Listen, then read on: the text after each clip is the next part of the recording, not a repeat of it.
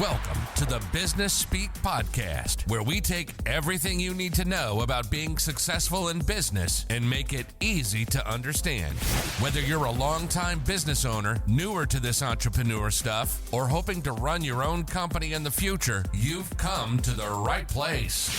Featuring your host, professional accountant and business guru, Mr. Chill. So relax and have some fun with us as we journey through Business Speak, the language of business, simplified. Well, hello everyone. Welcome to the BusinessSpeak Podcast. Thank you for tuning in today. I'm your host, Mr. Chill. Today's episode is entitled Balancing Your Business. On the show with me today, I'm pleased to have with me Mr. Brent Haydey, owner of a company called One Wave Life. And looking forward to introducing Brent here in just a moment. But good morning, Brent, and welcome to the show. Thanks so much. I'm happy to be here. I'm grateful to have you. Now, I have an official bio here that I'm going to read. Yeah. And then I'm going to sort of expand upon that a bit and just mention a thing or two that I know about you from having worked with you for a bit. One of the things that I need you to correct me on, when I've told people about you and what you do, I've sort of lumped you into a title of business coach. Right. I don't know if that's inaccurate, but when I look at your email signature, it describes you as ideal life architect, mentor, and coach. Mm-hmm. So I feel me calling you a business coach is somehow selling you short a little bit as to what you do. So I don't know if you have any comment on that quick before I dive into your bio, but... Yeah, business coach is a very typical term for a lot of people. And I think I try to differentiate myself a little bit from that. So I use the term ideal life architect, and we'll probably address that a little bit later. But more of a life coach for business owners. And I think the difference really is where a typical business coach focuses on the business, on being able to help the business grow, make more money, operate more effectively, and so forth. Where my focus is on helping the business owner both be more effective and productive in their business, doing the things that they're best at doing, making the biggest contributions to the success of the business, but also being able to help them away from their business. Hence the life coach kind of an element to it. So I hope I'm kind of fitting into a bit of a unique niche there in terms of how I help the people that I help. So fair to say you provide a fairly well-rounded approach. Yeah, exactly. Okay. Well, let me read the official bio, and then I'll add a couple things that I think people should know about you. It says, Brent Haydey is the founder of One Wave Life, a company focused on supporting business owners to shift from stress, overwhelm, imbalance, key word there today, and burnout to being able to thrive in business while also living a life they love. I'm sure if I stopped right now, you're probably all interested because it just said the words, live a life you love. And I don't know anyone that wouldn't be intrigued by that. Right. Over the past 35 plus years, Brent has had the experience of tremendous business success and crushing business and personal financial hardship, a tragic personal loss, and a number of health challenges limiting him in many ways.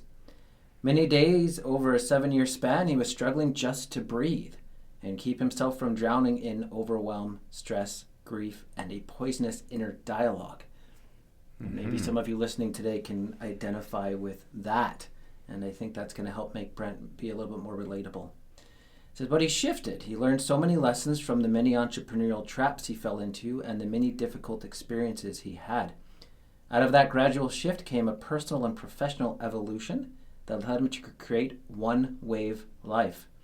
Led him to see what matters most to him, and led him to become clear of his deeper purpose in helping people who remain stuck and drowning, to help them step onto a path where they can avoid or overcome these traps and be professionally successful while also experiencing personal fulfillment, joy, and happiness.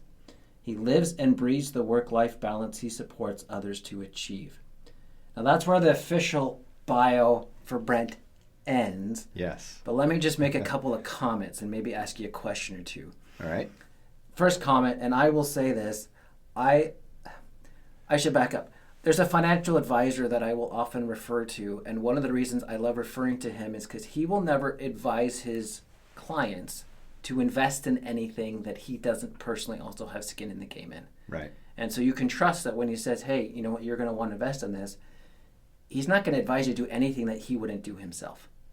And so one of the things I love about the time I've gotten to know you over the last several years is you have a big goal and you have a great help to your clients, but you practice what you preach. You don't just, I'm going to do whatever I want, but when I'm in front of a client, I'm going to tell them what they need to know. It's, I want to set the example. Yeah. I want to make sure that if I'm telling my clients they need a good work-life balance, and however we're going to dive into that in a bit, that I'm practicing what I'm inviting them to do. And I love that about you, and I think it adds a lot of authenticity and passion for what you do and why you do it.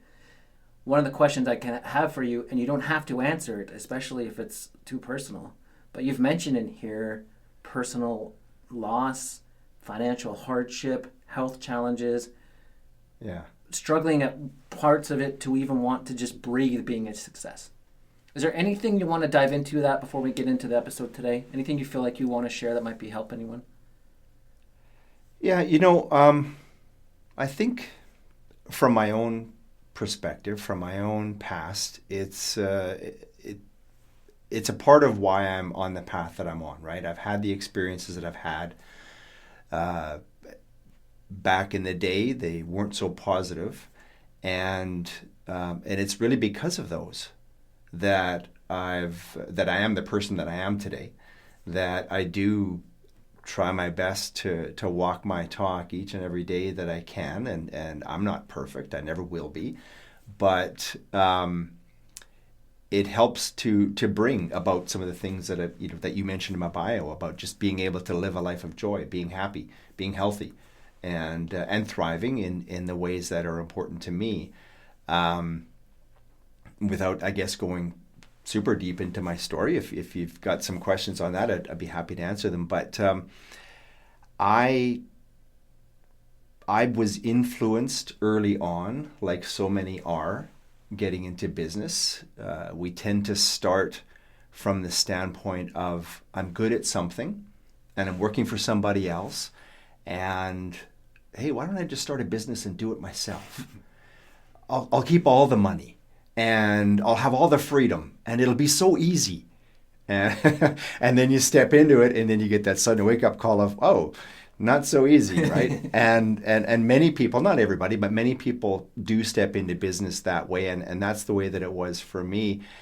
And I, in doing so, started to formulate a belief and a way of acting that was kind of out of necessity. I didn't have the business mastery that I learned over the years.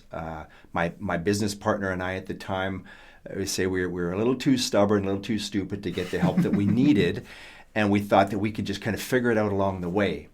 And figuring it out along the way developed this mentality, this mindset of just work harder. That's what they say. Just work longer, and you'll get there. You'll get the success that you want, and the success that you want is typically financial success. And in doing so, it puts everything else at risk. And that was my experience and the way things were. Long hours, long days, bootstrapping up the start of our business, of our company. And it worked. We did have a lot of good financial success, but it came at a number of different expenses. Just that overwork, that the amount of time that I was putting in. When I started that business, I actually moved to a different town, and in doing so, I left behind the woman that I was dating at the time. And our plan was going to go down there, build this business up for about a year. Things will be going great. Come on back home, start up our shop up here, and happily ever after. And it didn't quite work out that way, as you can imagine, right? Being away, of course, has its challenges on a distance relationship, as it did for us. at the same time, I was really drawn into this inner mindset of the work focus, and I was working long, I was working hard, and I began to let the relationship kind of slide. And not only that, but pretty much all of my personal relationships at the time were kind of pushed aside. And I had that inner voice that we sometimes develop. Once I get my business to this point, my income to this point, things to this point, then I can circle back around and reconnect with the important people in my world, and all will be good. And we tend to repeat that in our mind over and over until it just starts to become a habit, and then it becomes an unconscious one, and then it becomes an underlying belief. And that's kind of where it was for me. Well, in my own story, the relationship that I was in began to fall apart. We were distanced. I wasn't coming back home nearly as often as I was early on. And it started to show its wear. The stress for each of us was high. And ultimately we broke up. And I still had that mindset though. Once I get this business to this point, then we'll get back together. Things will be okay, and happily ever after. And we continued to talk, and we continued to be on a very friendly, very positive level. But it was evident that we were kind of starting to drift some. And then I got a call one night from a relative of my now former girlfriend to tell me that she had passed away suddenly. And she had a health risk, a health concern that was congenital from before, and it had just finally taken its toll. And as you can imagine, it hit me kind of like a brick up the side of the head kind of a thing, and it took a long time for me to kind of go through that grieving process, and ultimately I held a lot of guilt about the state of our relationship at the time. I held a lot of guilt about the stress that was there, and it stuck with me, and I ended up essentially falling into this deep, dark place of depression, of not being able to really function the way that I wanted to. I returned back into my work, and work became this almost kind of robotic type of a thing for quite a long time. I wasn't really living my purpose. I wasn't, the work was up and down in terms of our successes, but in time I was able to find that it was really what we were creating there was really my business partner's dream and vision. It wasn't really mine. Mine really was more focused around the illusion of the freedom that I thought we would immediately have, and the money and everything else. Stayed in that funk for about 7 years before I finally began to come out of that. And ultimately it was one of my buddies, one of my best friends, that kind of gave me that kick in the butt and said, you got to do something. This isn't you. You're not your usual self, and I hate seeing you like this. And so I started the long process of beginning to shift, beginning to change, beginning to forgive, beginning to move forward, and ultimately it began the path to where I'm at now. But it was a long road, and the more I talked with other business owners, the more I began to see that people, they didn't have the same story that I did. And it didn't involve a relationship, maybe it was around their health, or maybe it was something else, but there was something that really limited them, and something that prevented them from being able to live the life that they want, that they love, or even necessarily know or connect with what that is.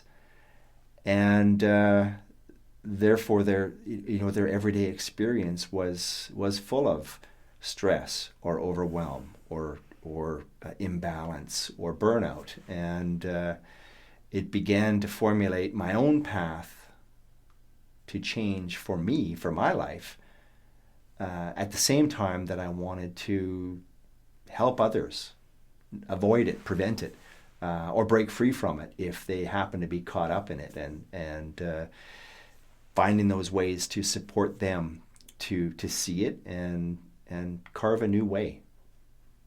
So I think there's some major inspirational factor there, because the people that you probably currently work with and have worked with throughout your coaching career,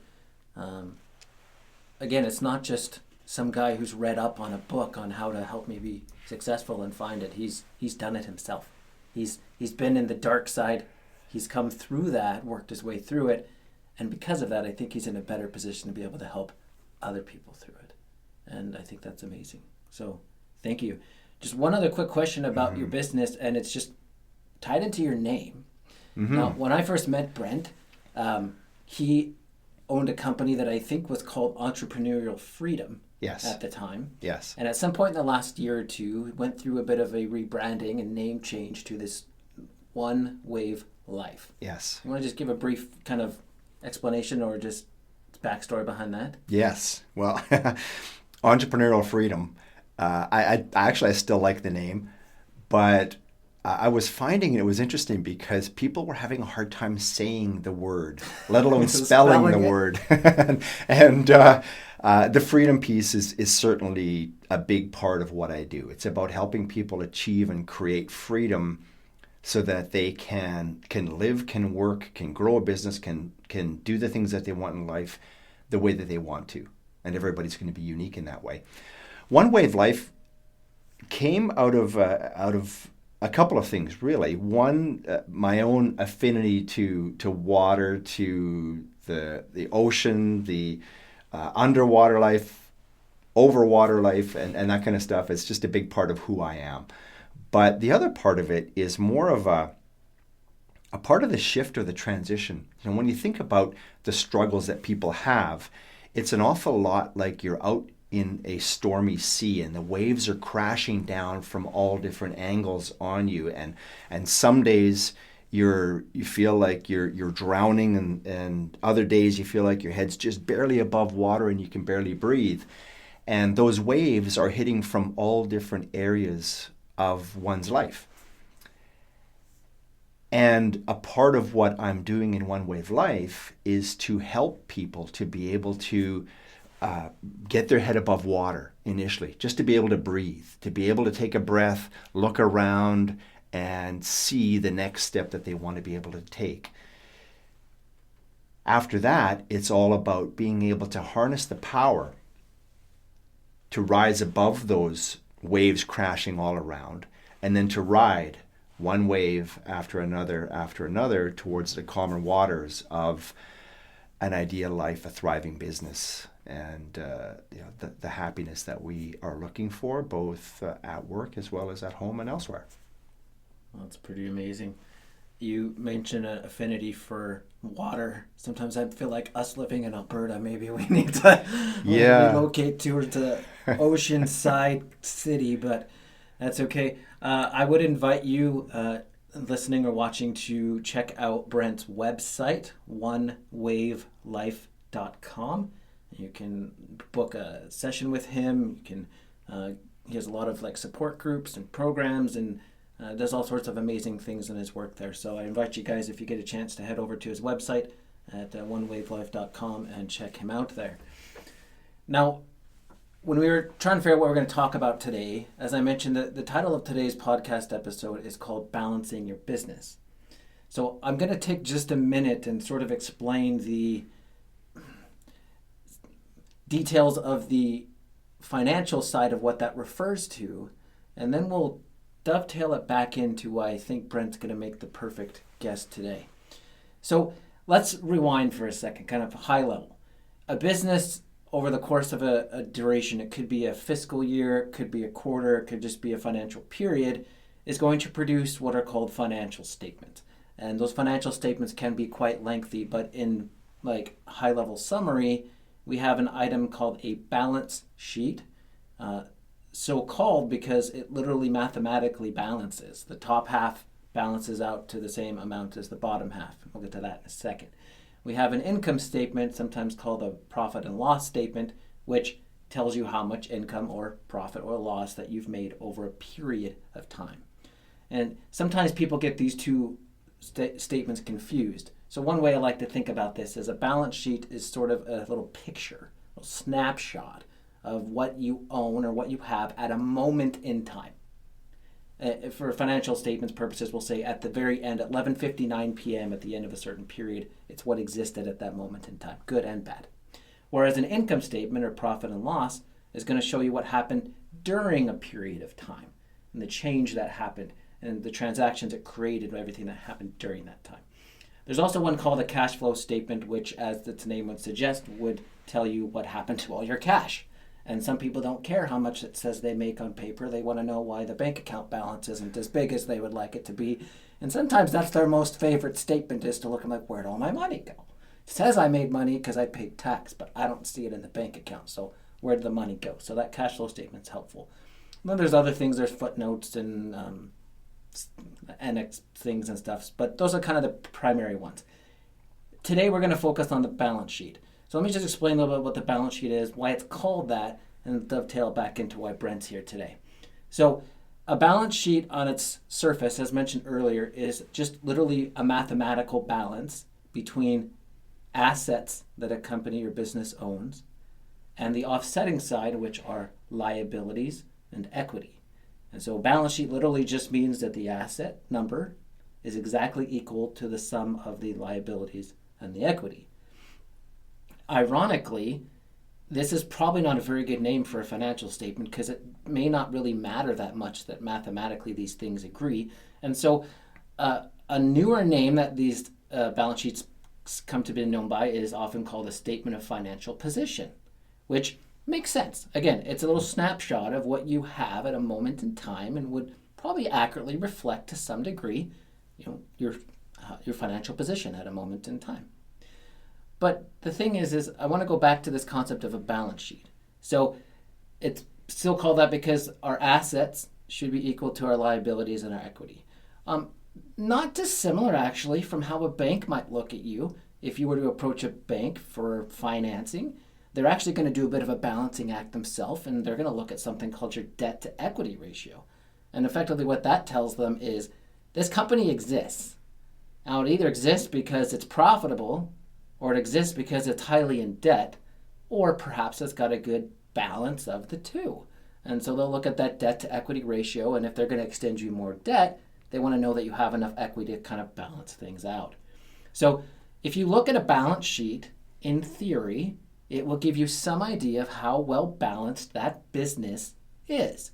And so let's bring this home.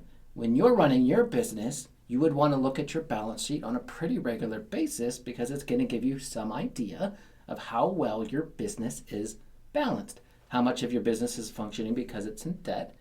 And I know we tend not to like debt, and I'm not encouraging it, but it's almost a necessary thing in a lot of businesses.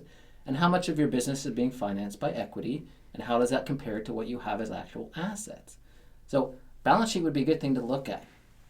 Now, if we can get a tangible document to show us how balanced our business is, and a bank can use that to look at how balanced or leveraged we are, then what if there was a way that we could get a tangible document or go through an activity or exercise that would help us know how balanced our business is in relation to the other areas of our life? Now, that's where I think Brent is going to be a great person to have today. As Brent mentioned, as we talked about already, he is an ideal life architect, a little bit different than the typical business coach, because his goal is not just to help you have a successful business, but to keep all things in balance with the rest of the things that are important to you. Now, sometimes we tend to think of balance as literally just being equal, like 50-50.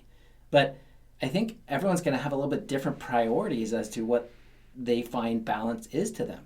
Some people like working. Some people like working a lot. And to them, balance isn't necessarily 50% of the time is work and 50% is not work. It's I'm doing what I love doing in the priority I have in the amount of times I want to be doing it in. And so again, I look forward to kind of learning more about this. Brent, what would you say to all that? Where do you want to take this? Well, I think we maybe begin right with that concept of balance being equal. Right? When you talk about a balance sheet and you've got one side equals the other side, well, when we think about it from a work-life balance perspective, a lot of people think that that is how it is supposed to be, and it never will be. And unfortunately, then, that's where the myth of work-life balance kind of tends to come out, where people say, well, it's just a myth. It can't be achieved, so why bother starting down the road in the first place? And people do, unfortunately, not even bother looking into it because it's just something else that can't work. So why bother starting? I'll just keep doing whatever I'm doing, even if it's not necessarily working with me or for me in the way that it ought to. There's the term work-life balance. I like it. It's a recognizable one. We know it. Other people will use terms, and there's some of these that I really like as well. So for instance, work-life harmony. Being able to create more of a space or a feeling of harmony in all aspects, all areas of our life. Another one is work-life flow, where things just seem to flow in a very positive, effective way. It's different for you than it is for me, than it is for the next person. And however we choose to define it or describe it, I think the thing that we do need to understand is that it is unique and it is different for every single person out there. And like you said, there's people that are focused at this particular point, anyways, in terms of their business growth and their business where it's at, that they love doing the work that they're doing. And part of that stress is because they have to do all this other stuff that they wish they didn't have to do. And if they could just focus on these things, they might spend a lot of their time, a majority of their time. Maybe they don't have a family. Maybe they are their health is where they want and need it to be, and everything else seems to be in check and working an awful lot. That's a great level of balance. And you can think of the other end of the spectrum, and the person who would just love to have more freedom and time to spend with their young family, or to spend focused on being active and taking care of their health, or traveling, or recreation, or whatever it is that's important to them. And that balance is probably going to mean that they're not working as much as somebody else. But if they can arrange that and still be successful in terms of their business, still be financially at a point where they are earning what they want, what they need, and creating that, well, then that's their version of balance. So at the end of the day, it's how you define it, and then how you live it, and how it helps you to live the life and the lifestyle that you want, including having the business the way that you want it to be. I think that must make the work you do more exciting then, because it's not a cookie cutter approach. It's not it isn't. Every client that comes needs exactly this, and I know how to help them with this magic formula. It's, I'm going to listen to what is important to you. Yeah. What you would find a good use of your priorities, and then I'm going to help you come up with a custom program methodology to help you achieve that. Absolutely. Yeah. Okay. So that all sounds great, and I think I'm going to be jumping the gun here, but people listening are going to be like, okay, so we've got this guy on who says that he can help me get this perfect balance of what I want out of my life, including this where this new business venture fits in. But how? Mm-hmm. I have a feeling that's coming a little premature, is to jump right into the how now. But what would you think would be a good segue into getting to the how? Because I think that would be a crucial thing that people listening want to know. Yeah. Before the how, there definitely is a few steps to begin with. And one of them, and we've already been kind of alluding to it, is the why. Okay. Talk us through the why. Why should I bother? Why do I need to change? Why do I need to create this thing that you call work-life balance? And the important part of that one, I think, is because I can create a plan, a program, and hand it over and say, here you go, just do this, and you will have balance. Just like New Year's resolution time. Here is your exercise program, follow this. Or your nutrition program, follow this. and you will lose weight, you will get in better shape, you will, whatever it happens to be. And we do so, we're excited, we're motivated, and we begin down that path, and then we start to slide from it, we start to drift from it. Life starts to get in the way. Urgencies and priorities and everything else that's going on in our day-to-day existence, both at work and away from work, starts to take over. And I think that without a deep enough, strong enough, compelling enough why, it will win out. Those urgencies and everything will win out every single time. Mm-hmm. Eventually, they will knock us off course. We need something that we can hold on to, that we can see, that we can visualize, that we can check back in with, that we can align with at those times when we need it most, right? When stress is raising the highest and when we're feeling the least energetic, most fatigued, most overwhelmed, stepping into burnout perhaps, that's when we need that deep understanding of our why. And just like how we create balance, why is also something that is very unique to each and every one of us. Mm-hmm. And it's not for me or for you to say, well, your why should be A, B, or C. We need to be able to discover that and spend some time really connecting on what really matters to us. Now, when I hear you say that, I'm going to reference a book that I've referenced before on the show, and it's one that's kind of become very personal meaning to me. It's by a gentleman named Simon Sinek. His book is called Start With Why, based on a highly popular TED Talk that he gave many years ago.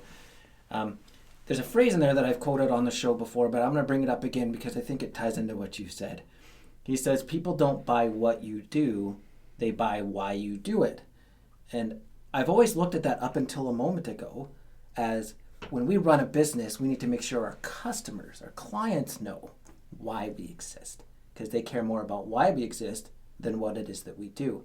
But in light of what you just said, I'm almost thinking it might be helpful to look at Mr. Sinek's comment in lieu of me being the business owner, as in, I'm not going to be able to stick with what I'm doing until I believe or buy into why I'm doing it. Mm-hmm. Right?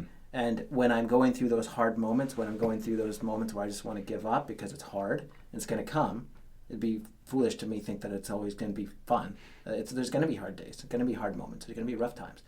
And if I don't know why I'm doing it, it's not going to take too many of those rough times for me, like, I'm done with this. Mm-hmm. Right? So the why is not only for a client of a business. I think for the business owner, they need to understand their own why, because that's what's going to get them through a lot more than the what. Absolutely.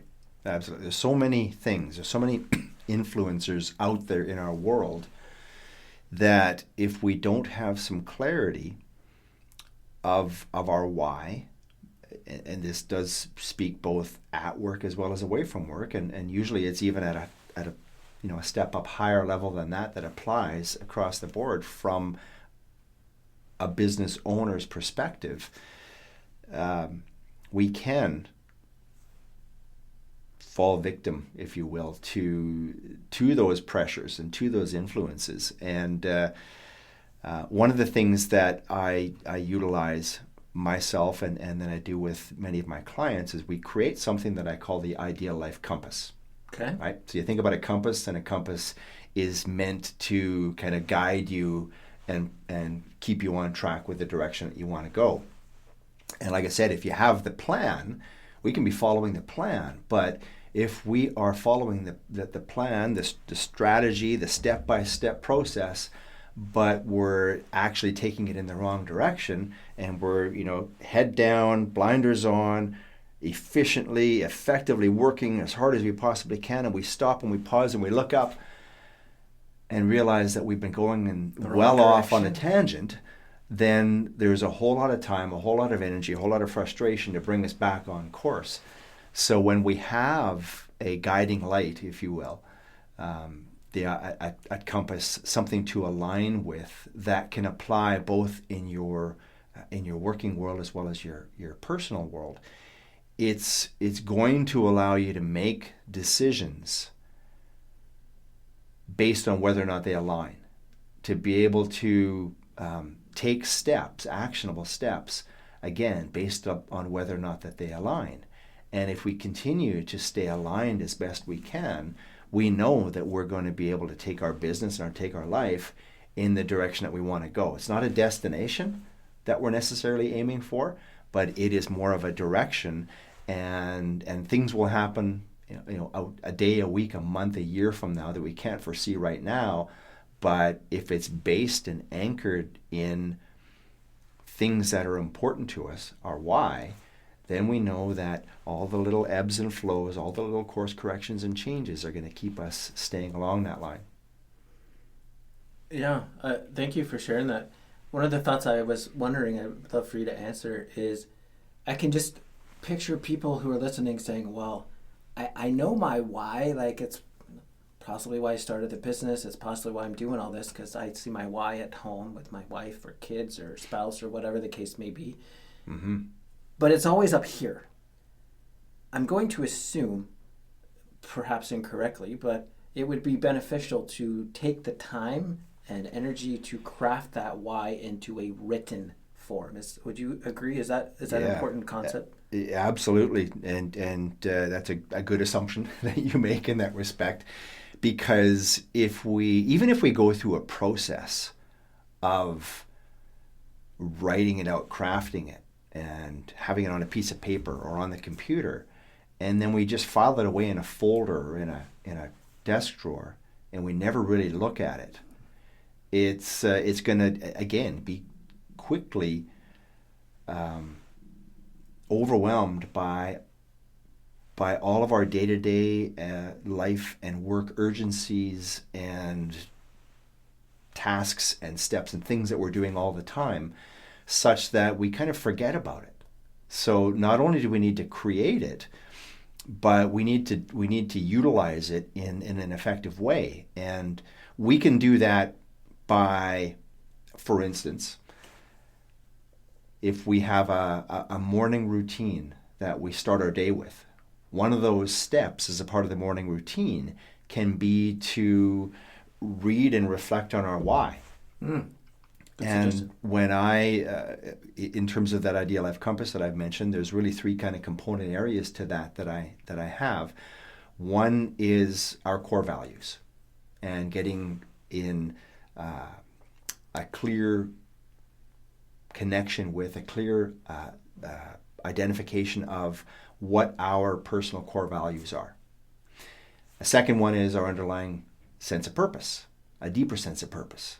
And often we think of purpose, and we can create for our business a purpose statement, a mission statement, things like that, and they often speak in a very kind of a broad, sometimes very vague sense.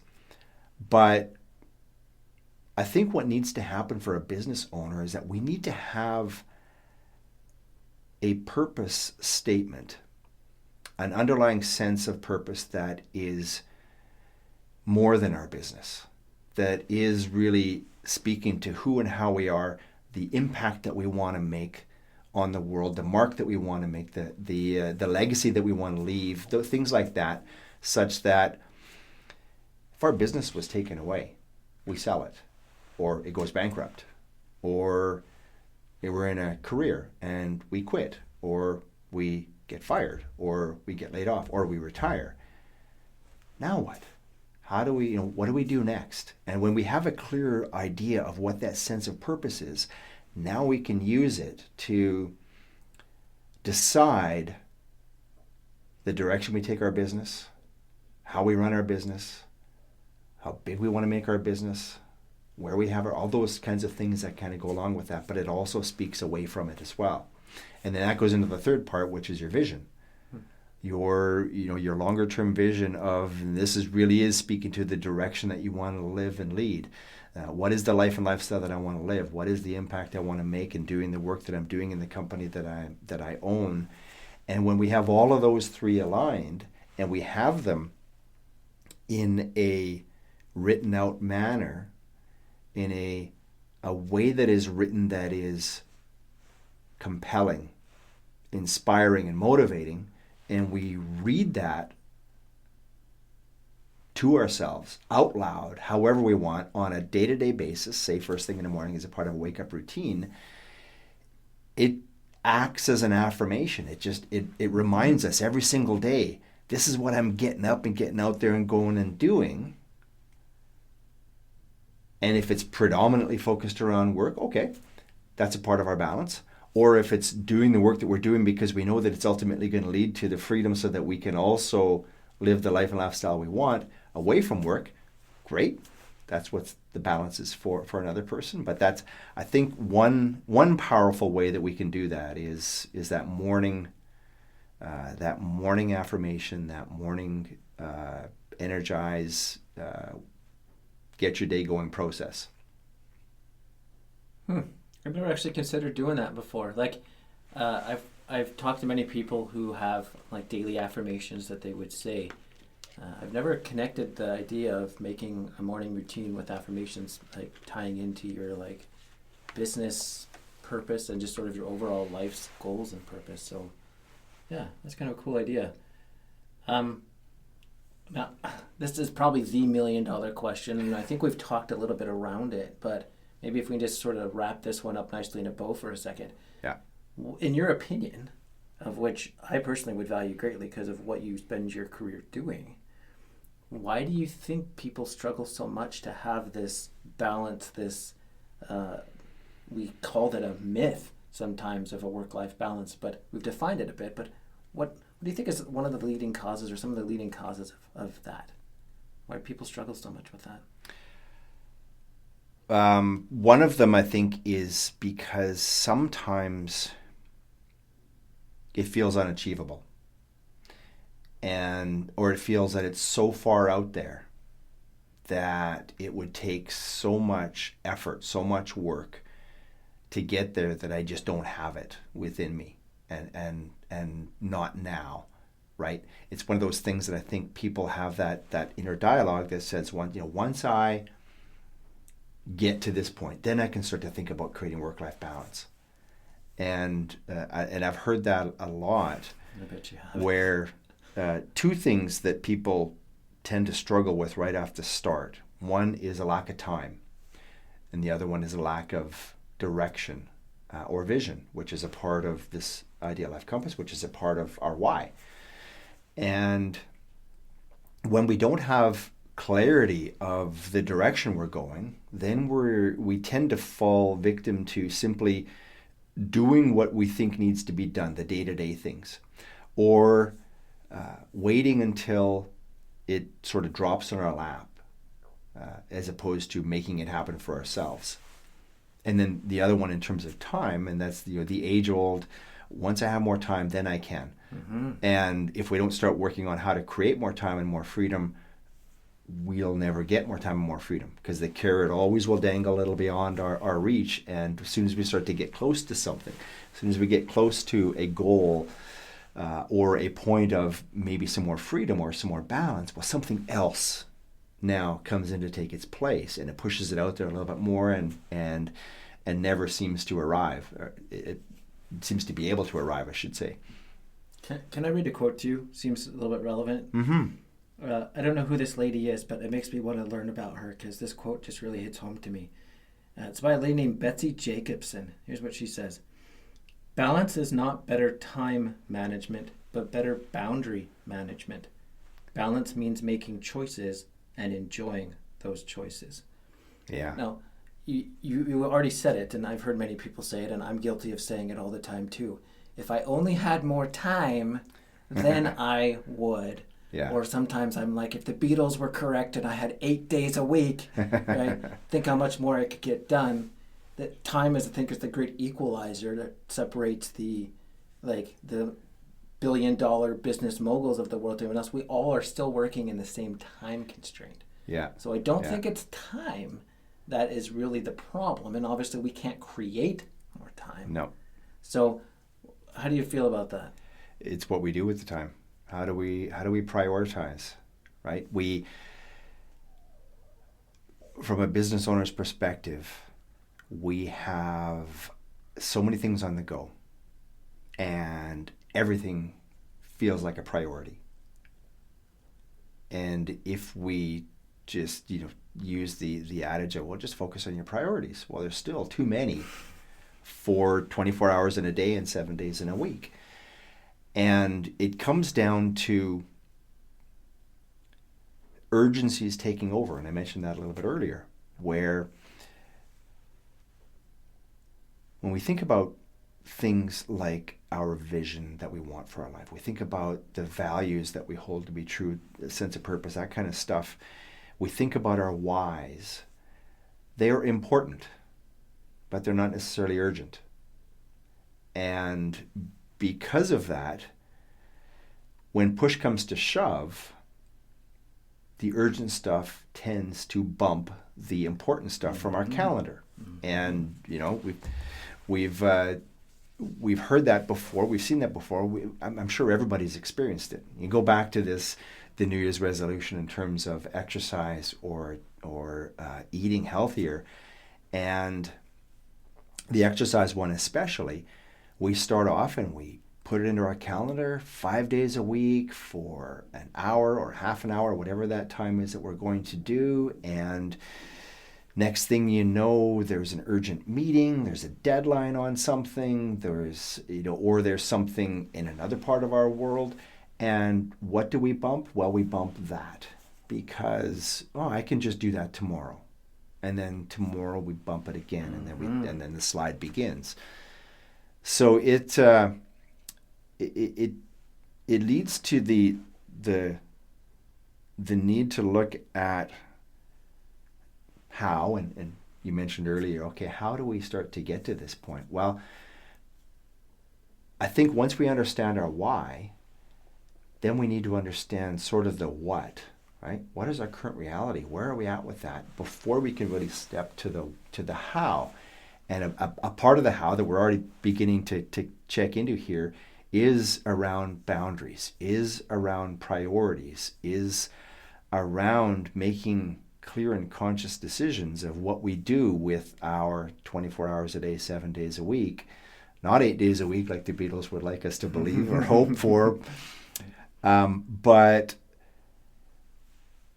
how can we get it to all fit? $1 million question.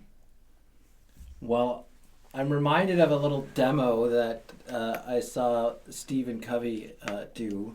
I think I've seen it done in multiple variety of ways, but a particular video clip I remember him doing where he invited this lady as sort of an object lesson, and she had to cram all of this stuff into I'll call it like a vase or whatever. Yeah. And she had big rocks and then smaller rocks and then tiny rocks and then sand. And when she was focusing on putting the sand in first and the small stuff in first, which is what we tend to do in life, is those little quick fires that we're trying to do with the easier ones, she couldn't fit. There wasn't room enough to fit all the important things, the bigger stuff. Yeah. If she's focused on putting the smaller stuff in first. Mm-hmm. And only when she flipped that on its head and put the most important rocks, the biggest rocks in first, was she able to then find time and space to be able to put in all the little things, because they just have the sand fills in the crevices nicely. Yep. And you have the foundation there. Yeah. So that's an object lesson. Many of us have probably seen something similar to that. Now, Stephen Covey actually also has a time management matrix that he mentions in his book, 7 Habits of Highly Effective People, where he dives directly into what you just talked about, where he takes this concept of urgency and what's the other one? Urgency and importance. And creates a 4-quadrant matrix out of it, and invites us to spend most of our time when we can in quadrant 2, which is what you described as things that are rarely urgent but extremely important. And because we're often finding ourselves as business owners or just people putting out the fires, we never get time for the important stuff because we're always addressing urgent stuff. And so I'm assuming in your role as a coach to your clients and just in general, whether it's Stephen Covey's matrix or a variety of other tools, what are some practical application tools or things that you would have your clients utilize to help them in getting to those important but rarely urgent matters. Yeah, that is a good way of looking at it, and I love that book, Seven Habits of Highly Effective People. It's probably one of the first ones that I read, even before the story that I shared about myself earlier, way back in the day. And I still draw upon so many of the lessons from it. And that one that you just described is a powerful one, because what it suggests and what we really, I think, need to do is when we do our planning in one form or another, we need to start with the boulders and then progress ourselves towards the sand and the water at the very end. And I think that still is a mistake that a lot of people do, is that we do it in reverse order. And we wonder why we never have enough time. I had worked with a client once, and one of their challenges was their calendar is over full, and they opened up their digital calendar on the screen, and it was just this myriad of colors and double, triple booking and all those sort of things that were in there. And it was kind of a, wow, okay, where do we begin with this? So, and one of the steps, maybe we'll even kind of backtrack a little bit here. One of the steps I think we need to understand at the start is what needs to go into our calendar, and why, of course, because when we think about our calendar and we lose control of it, is when we do this approach of the sand and the water, and we fill it up with all of the appointments and little steps and the urgencies and other people's urgencies, and there really is nothing left in terms of blocks of time. So when we start with really assessing our current reality and beginning to start to look at not just our work reality, because that's what we also tend to do as business owners, right? We think when we assess this, well, there's this department in my business and this department and this department, and there's these tasks and there's these deadlines and there's these meetings, and it might feel like I'm putting in the important ones, the boulders, and onward towards the sand and the water, and it completely fills my schedule. And then I start to think about, and my kids got their volleyball tournament this night, and I was going to do some workouts my home gym on the treadmill, and we talked about maybe my spouse and I going out for dinner. Maybe next week, right? So it becomes, I think, a need to really start to look at, where am I on track, where am I off track right now in my whole life, including in my business. And when we start to see that, then we can determine where we maybe need to put more of a conscious effort in order to start to create a little more balance. So if we start to see that where I'm dropping the ball all the time is my personal health and well-being, my sleep is off track, and I'm somewhat sleep deprived, which has an impact on my energy through the day, and therefore it's diminishing my ability to focus on my productivity, that's not good. We might look at that and say, I had good intention in order to work out 3 times a week for half an hour each time, but I'm averaging maybe 1 day a week. That's not so good either. And I see that, for instance, saying, okay, that's an area where I think I need to improve. If I improve that, it will have an overall impact in a very positive sense, and it's a part of how I want to be able to live the life and lifestyle that's important to me. Not to mention the fact of the health impact that it will have from a standpoint of being healthier and living longer. Well, like it or not, those are all integrated. Absolutely, they are, if we're right. not physically healthy, it's going to trickle into other areas. Absolutely, and that's just one particular area, and we can look at a number of those. And I've developed something that I call the 7 waves of real success. Okay. And we think about success, and again, once again, we look at it usually from the standpoint of financial success and career or business success, and those kind of tend to go hand in hand. But I think we need to look at it beyond that in a bigger, broader sense. And therefore, each of these 7 waves represents a different area in our world, in our lives. And any one of them off track has the ability to knock other ones off track and have a negative impact on them. On the flip side, as we attend to and address any one of them, it can also have a positive benefit towards the other ones. So they are all interrelated. Just as we were talking for a minute there just about the health-related one of them. So each of them, so the first one is, wave number 1 is meaning, living a life of meaning. And that circles back around to that ideal life compass and talking about things like values, purpose, and vision and direction to where you want to be going with your life. Are we on track or off track in understanding how clear we are with our sense of meaning, what matters, and are we not only clear about it, but are we actually living in alignment with it? Second wave is mindset. Do we have a healthy, positive mindset that is going to permeate through all of these other waves and lead to us being able to stay aligned and stay on track? Or do we have a poisonous inner voice that creates self-doubt or lack of confidence or negativity towards various types of things, and how that can have an impact? Third one, contribution.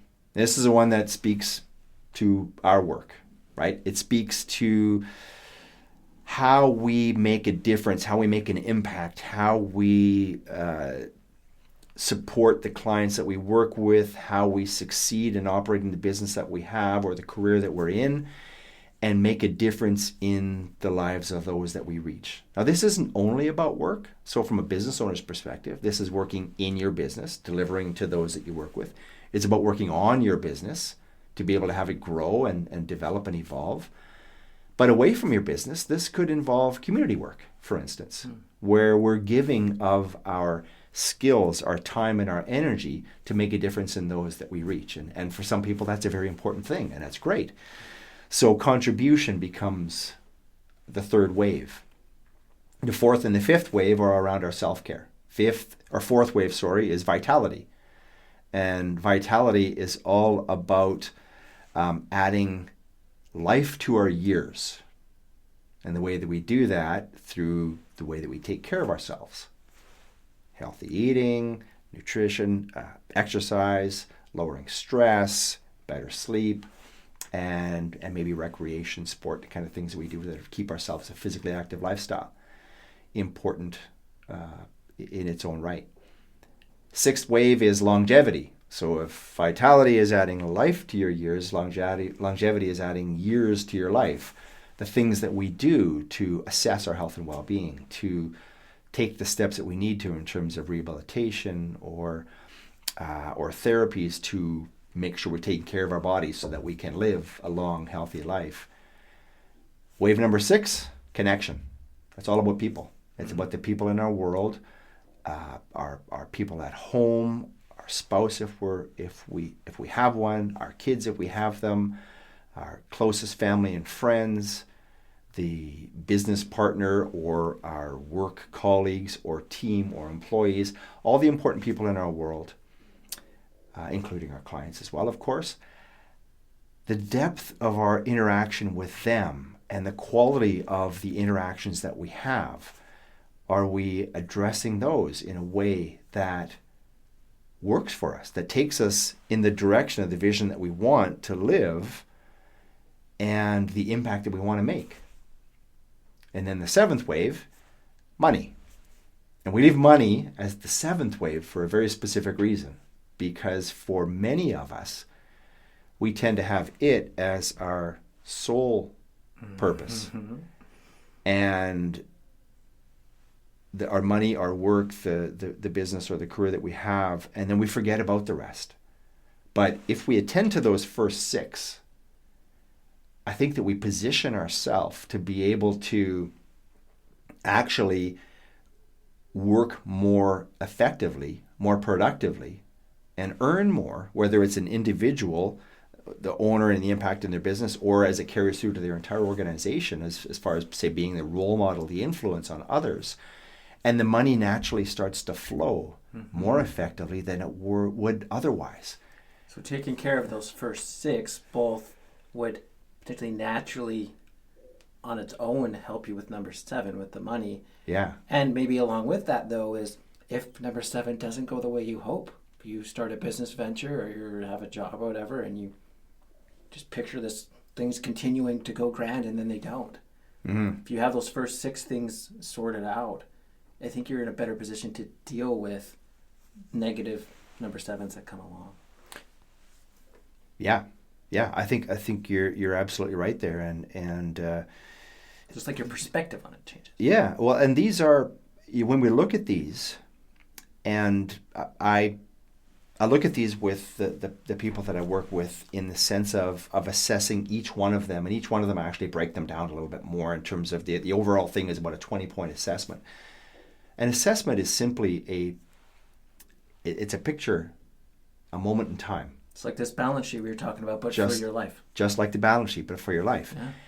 And what you do with that picture at that moment in time, what you understand from it, what you draw from it, what you like about it, what you don't like about it, that leads into the how and what we need to change in order to actually achieve a better sense of balance and better success overall because of it. And I call it the 7 waves of real success, because when we attend to all 7 of them, like you said earlier, each impacts and interrelates with the other ones, that's when we can start to achieve a level of success overall in our world, at home and at work and beyond, to the level that we want, to the level that we like. And really, it all starts with one simple question. Are you happy? And when you think about it, in each of those 7 waves, it's kind of what you're asking. Are you happy with your vitality, your health and your well-being? Yes, no. And even if it is a yes, it might be okay. Well, are you happy with all aspects of it? It could be a qualified yes. Right. Well, I'm happy with the exercise I've been doing, but I'm not so happy with the way I've been eating lately. Okay. How can we now change to improve that? Are you happy with money? Yeah, I'm earning a lot of money. But I'd always like to earn more. But, okay. Or no, I'm not happy with that. And then you dive a little bit deeper in terms of the why and what needs to start to happen about that. Contribution around our work.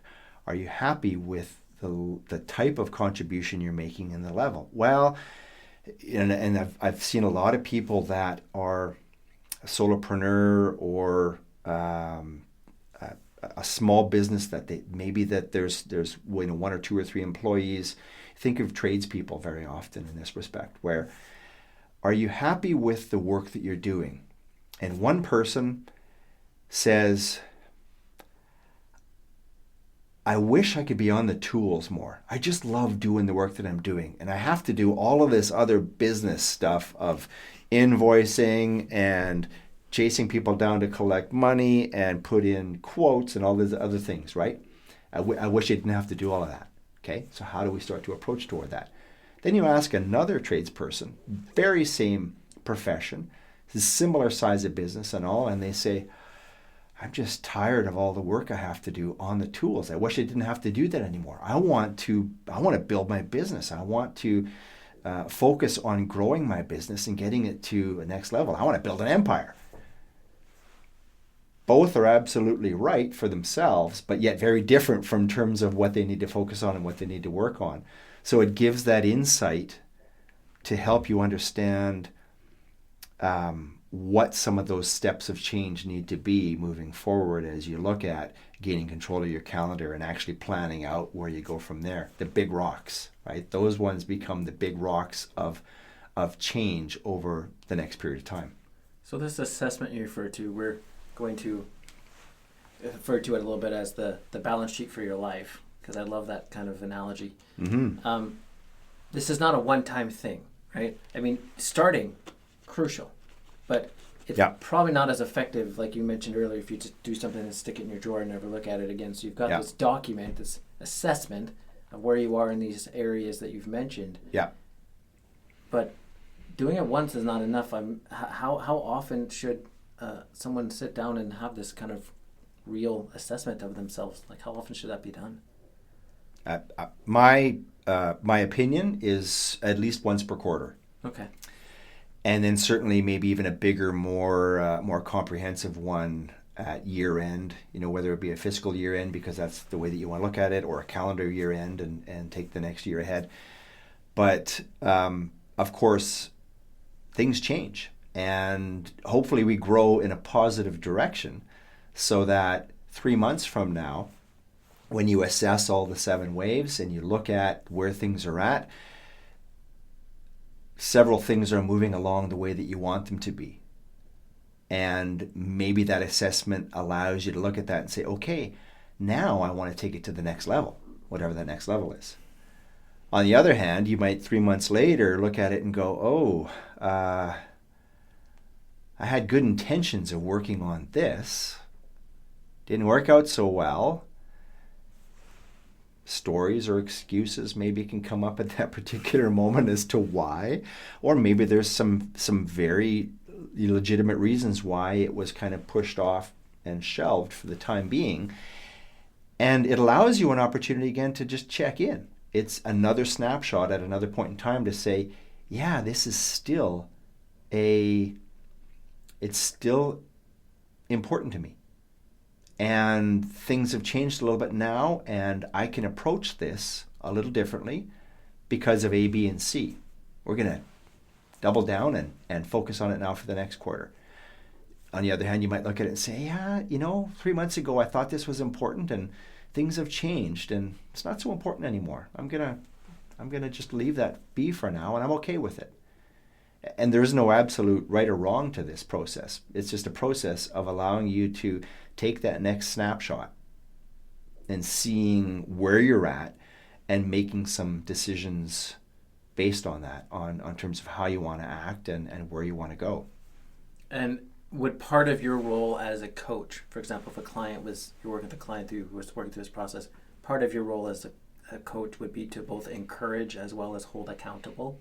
Is that fair to say? For sure. Yeah, you bet. Because we always want to encourage, and individuals, people, us, we tend to focus on what isn't done or the negative things first, or what has still yet to be done.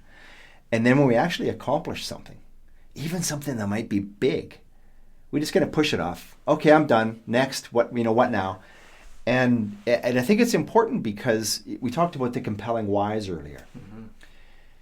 If we don't celebrate our successes, even the small ones, we can really stay caught up in those urgencies, the water and the sand getting into the calendar, as opposed to the big, bolder, important things, and not make a whole lot of progress moving forward. So yeah, we a part of my role, but I think a person can do this quite well on their own also, is just to remember to celebrate the small things. And then there's the accountability side of it, of course.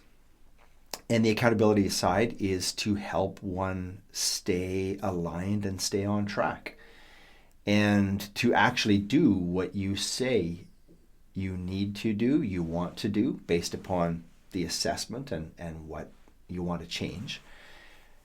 And when you're not doing it, to take a moment to stop and step back and look at why. Okay, what's going on here?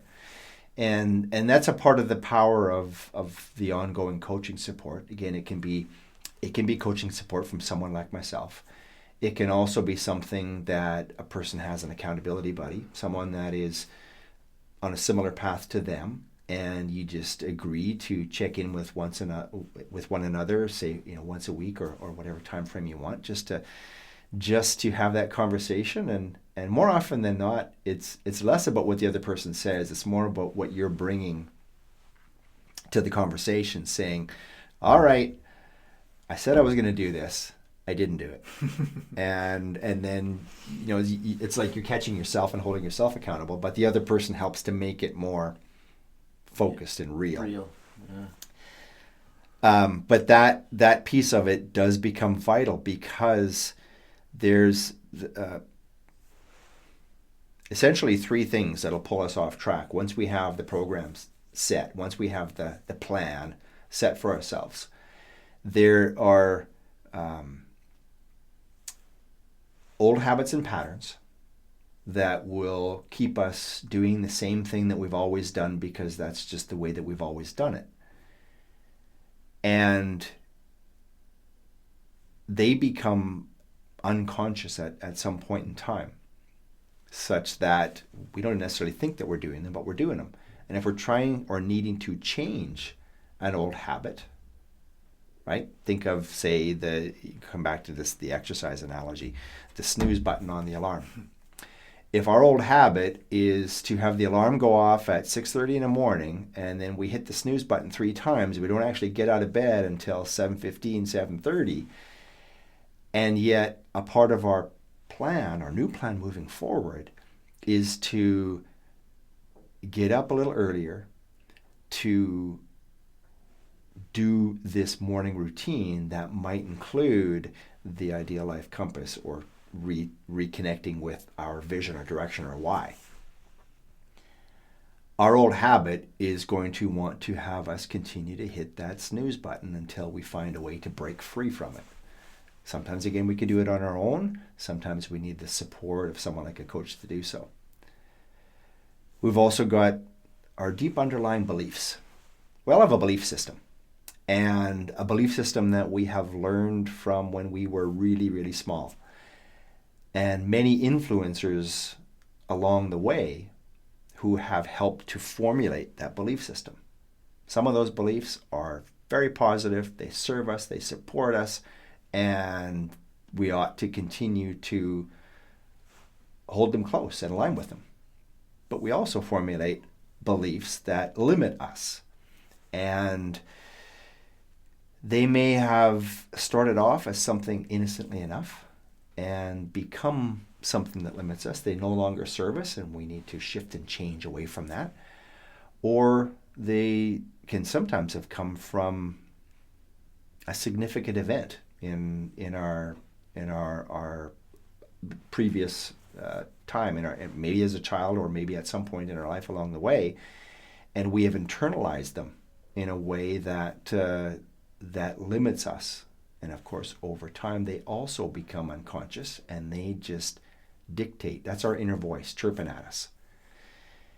And if, again, we do an assessment and we decide that we want to do something different, and it's, let's say, for instance, that we want to take our business to a next level, and we know that in doing so, it's going to require taking some calculated risks. Mm-hmm. And we're going to have to make a commitment to taking these changes and stepping up to them. But at some point, maybe we learned from someone in our past that it's better to play it safe. Don't take a risk, because you're just going to get burned. And it's become a part of who and how we are, to the point that it's unconsciously there. We don't even realize it's happening. So now when I'm considering taking this step to take my business to a next level, that inner voice is going to be chirping at me all along. Yeah, but don't do this step, because you know that that's likely to fail. Or be careful over here, because you know that this is going to happen this way. We don't hear it in words like that.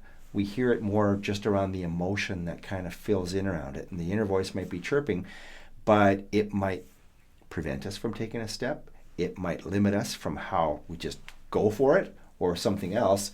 And ultimately we don't get to where we want to go. So we need help to be able to not only identify and see these underlying beliefs, but also be able to start to shift and break free from them when we have our, a plan in place that's going to go anything different than the way that it has been.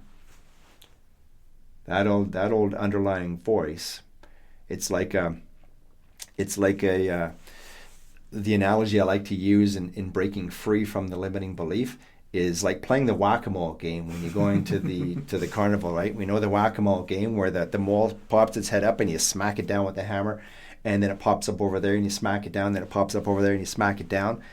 Every time that you knock down that limiting belief, which is one of those moles, it stays strong, wants to stay strong, and it pops up over here in a slightly different way, differently worded, different effect, different example or event in our work or in our life, and we have to see it and then knock that one down, and then it pops up over there, and it wants to stay alive. It wants to stay in control of our way of being, because that's the way that it's always been, and that's what's felt safe.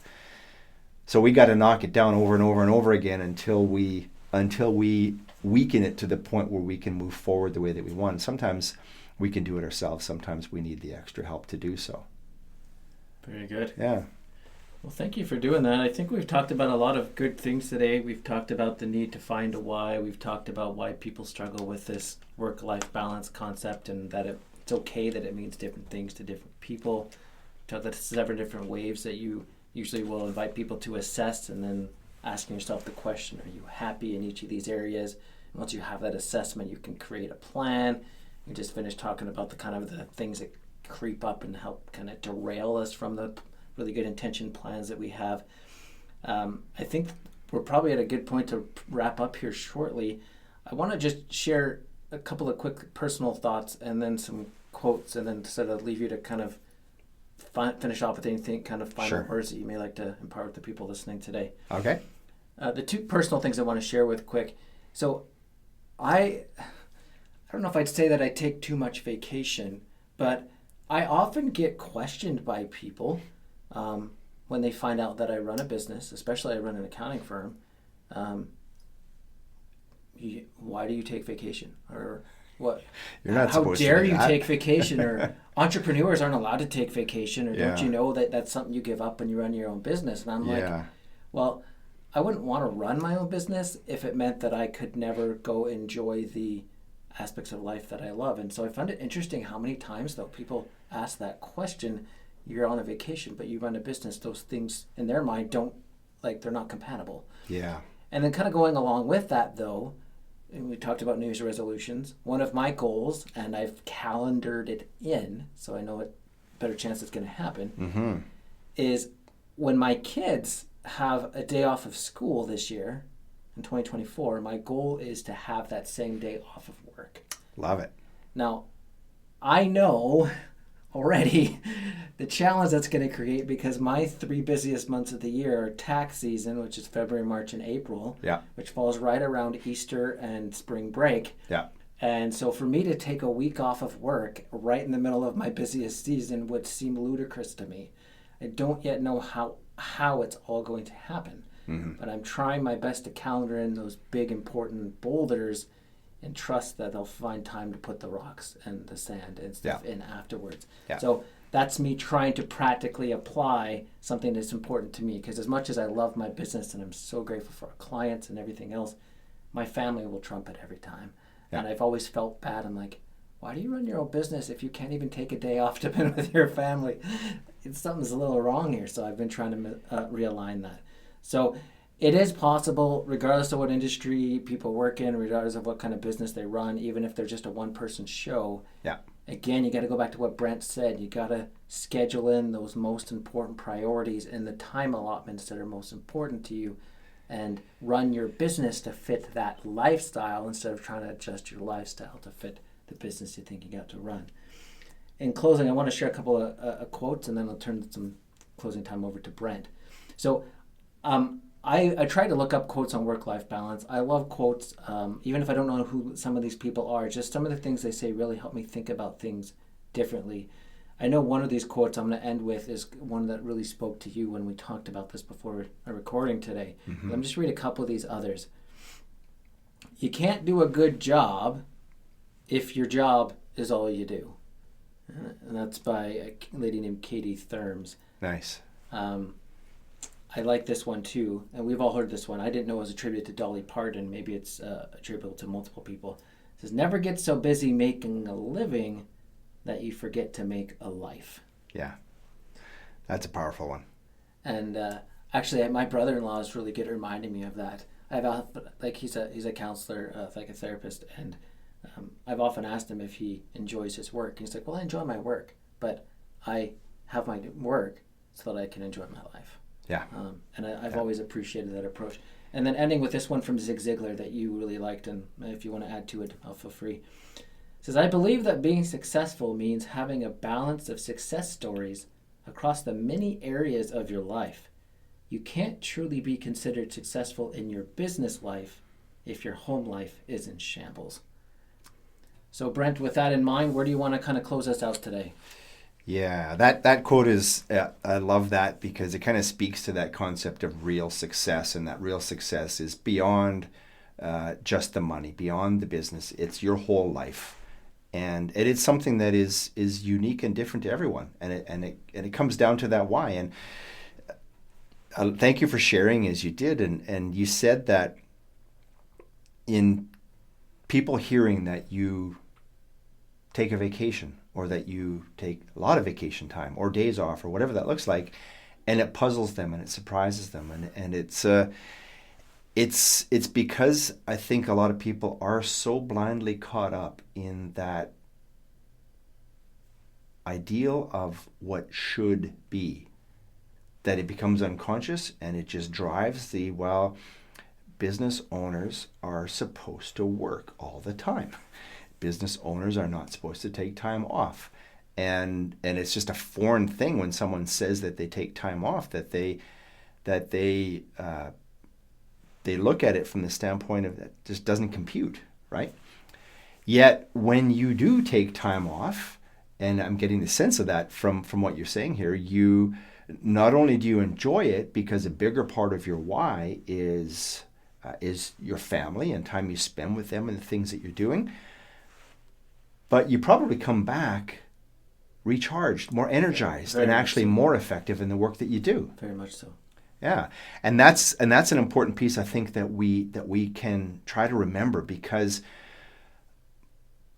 another one of those pieces that I think a lot of people get caught up in is the either or mindset, and it's kind of it's the pendulum swing. I can take time off, be with my family, do the things I like to do, or whatever that is. Or I can be at work and I'm focused on making money, but it's one or the other. It's not anywhere in between. And what we ultimately need to find is that sweet spot, kind of not necessarily right in the middle, but a little bit on either side as it goes back and forth.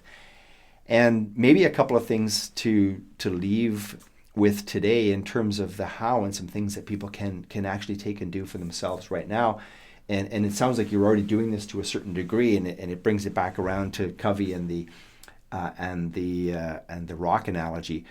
But once a week, one thing that I love to do, and I love to get my clients to do, is to do just a momentary pause. And I schedule some time. It could be anywhere from, say, a half an hour to an hour, say. And first thing I'm doing is I'm looking backward on the week that was. And I'm just doing a quick self-assessment, maybe in line with what those important changes that I want to do. And I'm looking at them and seeing, okay, what went well, celebrate. What didn't go so well, challenges that I experienced. And what were my lessons learned from those challenges, so that I can now plan my next week accordingly. And then I go ahead and I look at my next week, and I will begin with the boulders and put those into my calendar first. And there's 3 steps that I'll suggest in terms of prioritizing the boulders. Because, like I said earlier, when we are as busy as we seem to be in today's world, everything feels like a priority. So first and foremost, what are your non-negotiables? And I think you, for yourself, mentioned, my family trumps business every time. Yep. So for you, family would be a non-negotiable. Yeah. Somebody else, it might be something different. And even around that family, it might be something very specific around family that is the non-negotiable. So that's for a person to decide. So each and every week, the non-negotiable gets put in your calendar first before anything else, right? That's the biggest of the big boulders. Because once again, it's important, but it's probably not urgent. So there's a risk that it'll get bumped if you don't put it in there or not get in the first place. Then after our non-negotiables is our priority among priorities. And non-negotiables, I kind of like to look at them from the standpoint of non-negotiables are forever non-negotiables. Unless something very significant was to happen for some reason, it could change. But for the most part, they're the ones that are always the non-negotiable.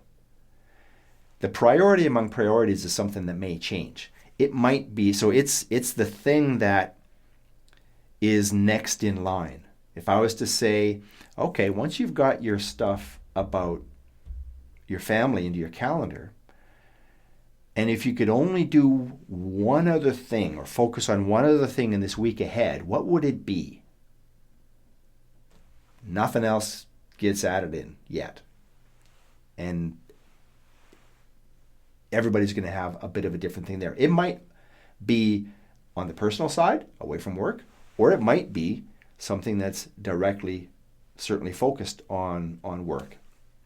And it might come out of assessing those 7 waves of real success again in any one of those key areas as to what that is. And maybe you've got a priority among priorities that this is going to be my priority among priorities during this next quarter because it's a bigger one, and I need to make sure that I keep my time focused on it, important but not urgent. Maybe it's a growth step for one's business. Maybe it's a focus in on an element of working on your business, or maybe it's outside of it. That's what goes in your calendar next, right? So that second biggest boulder goes in. Then after that, you might have some secondary priorities that they're important, but they're not quite as important as that priority among priorities, and they're certainly not as important as the non-negotiable. And we build those in. And then after that, everything else goes in. After that, it's the sand in the water and fill in all the cracks. And if we do that on a weekly basis, so at the end of the next week, now you look back, what worked, celebrate, what didn't, why, learn from it, and then plan the week ahead, we know that we're going to at least get into our calendar some of the most important things in our world. And over the course of a quarter, over the course of a year, we're going to start to make sure that we give attention to address those 7 waves in each of those ones that may be a little off track that we want to have different, and start to see and experience those results from that. That allows us to start to create balance. Well, and what you just said too, I think, is empowering, because I think I'm one of probably many people who are guilty of looking at my calendar as a bit of I'm a slave to it. Like I don't have time for anything, and there's so much stuff in my calendar. But the way that you approached it turns my calendar from being my master to me being the master of it, and me kind of owning, being in control, and that's empowering. And I think that with that empowerment comes like hope and fun even. Love it. Shifting from my calendar controls me to I control my calendar. And your words were different, but that's essentially what that is. And when we can start to do that, we know that we are going to consciously allow ourselves the time blocks to attend to those most important things. Whether we actually do them or not is a bit of a different story, because even though it's on our calendar, we might still let it slip and let it slide, right? And even though that it's in our calendar in that way, we could also feel the stress of, but I didn't get this added in. I didn't get that added. There's too much to fill my calendar. And at that point, we need to look at it and start to say, okay, what do I need to do? You gave the example, for instance, in wanting to take time off on the days that your kids are not in school, and especially at times when it's in your heavy work season, tax season, that can become a challenge, and that can become kind of one of those whack-a-moles that comes up and says, yeah, but tax season, you're supposed to work, right? And you need to knock it down and say, I will work, but it's going to be this way, not just the way that it's always been.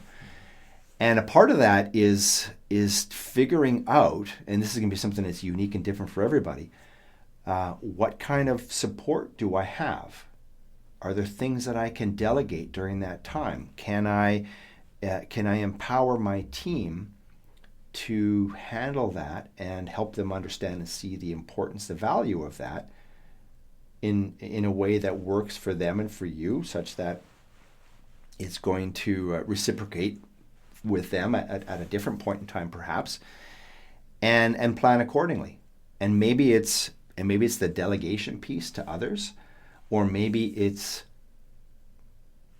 something that would take a little longer, but we think about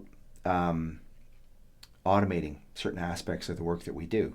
Now, you're not going to do that based on being able to take tomorrow off or next week off, but it's a longer term approach that might allow a little bit more time and freedom when those busiest times come, such that it works along with, say, some of the delegating pieces so that it can work. It's kind of like when you come into the holidays as well. And we know that we often take certain days off. We often take maybe a couple weeks off, or in the month of December, how there's so many other things on our calendar, corporate events, personal events, family dinners, and on and on and on and on that happen. And we wonder how we're going to fit it all in. And ultimately, when we can prioritize, when we can delegate, when it's available for us to do, when there's systems in place to be able to rely on automation as that can happen, when we can back end and front load things. In other words, if we know that there's a week when it's going to be crazy, I may choose to go out of whack, out of balance the week before and the week afterwards in order to allow me to take that time during that week. Mm-hmm. Not always possible, but it's a way that one can kind of consider that. And knowing that when you bring yourself to a higher viewpoint, one given day might look like it's completely crazy and out of balance. 1 week might feel like it's still out of balance, but 1 month, it's a little bit better. And then over the course of a quarter, yeah, it certainly it spreads out and it's balanced in that way. So what I'm saying with that is when we think about how we can work with our calendar, gain control of our calendar, and when we think about why we would want to take a week off in the busiest time of year, and then start to explore, once we got the why and why it's important, in your case, the connection with your kids, with your family, and that being a non-negotiable, then it's a question of how. And we often get stuck with, well, that can't be done. And instead, shifting the words of that can't be done to how can that be done? Mm-hmm. Now we're open to explore it, right? And then all these things they're saying about delegation or automation or front loading or back loading allow us to explore in this particular situation for this particular task what's going to work. And that over the course of a quarter, over the course of the year, over the course of a career or a lifetime allows a little bit of that ebb and flow of work-life flow, work-life harmony, work-life balance. There you go. I think that's a probably amazing way to end. I sure appreciated the time here with Brent. Grateful for you joining us on the podcast today. Thank you. One of the things that we strive to do in the podcast is to help people feel not only with information, but inspired and hope and practical application. And I think you've brought a lot of that to the table today, not the least of which is your own story. And so thank you for sharing your thoughts and insights on that. Again, our topic for our podcast today has been balancing your business. I don't know about you, but I felt inspired and excited about the things that we've talked about. The balance sheet being a way to gauge your business to being in balance. The things that Brent's taught us about today, ways to gauge if your life is in balance. And if your whole life is in balance, then we're pretty confident you're going to find that your business is just one additional wonderful aspect to this wonderful thing that we call life. So thank you for joining us today. That concludes our episode of the BusinessSpeak Podcast today. We look forward to seeing you next time. Take care, everyone. You've been listening to the Business Speak Podcast featuring Mr. Chill. Be sure to subscribe and add us to your podcast library to ensure you never miss an episode. We love hearing from our listeners. If you have a topic or question you'd like us to discuss, would like to be a guest on our show, or would otherwise like to get in touch with us, please visit our website at businessspeak.ca. Thanks for listening to Business Speak, the language of business simplified.